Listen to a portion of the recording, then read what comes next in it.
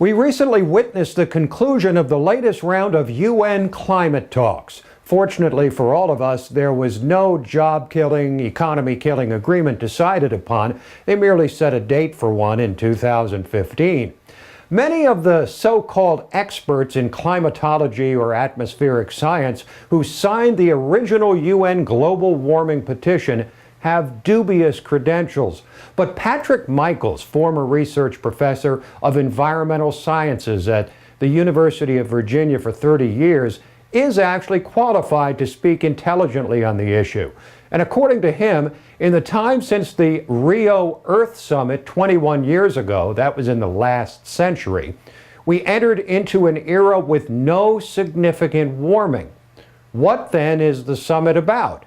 The same as always, an attempt by the Chicken Littles of the world to be taken seriously, which means adjusting and heightening their doomsday rhetoric in order to translate their hatred of industry into policy and, of course, extract all the funding their hearts desire.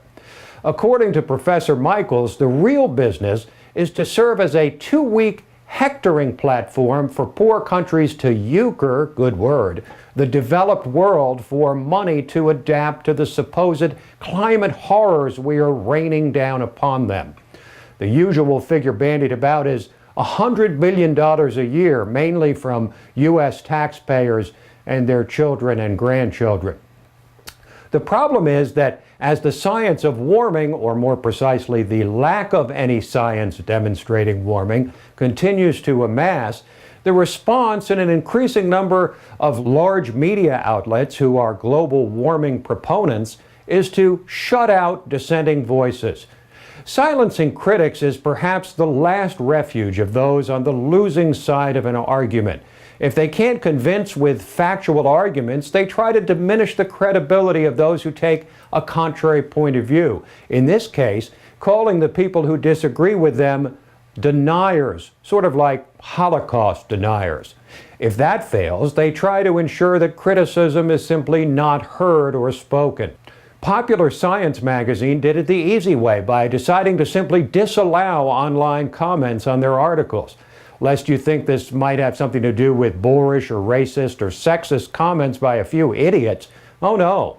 The editor made it quite clear it has to do with the potential public policy implications of people espousing ideas that were not pre-approved. The Los Angeles Times went a step further by getting rid of all letters and articles which counter their quasi-religious beliefs on global warming, which, since the planet isn't warming, has now been reclassified as climate change.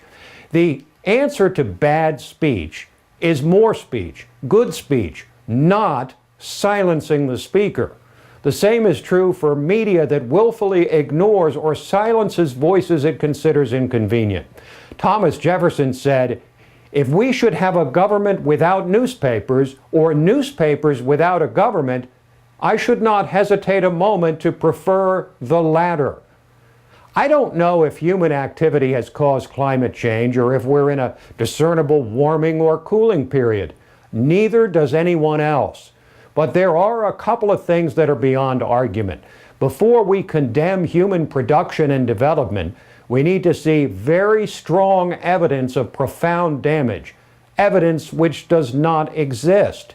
And if leftists continue as America's ruling class, you will never find out the truth from the media.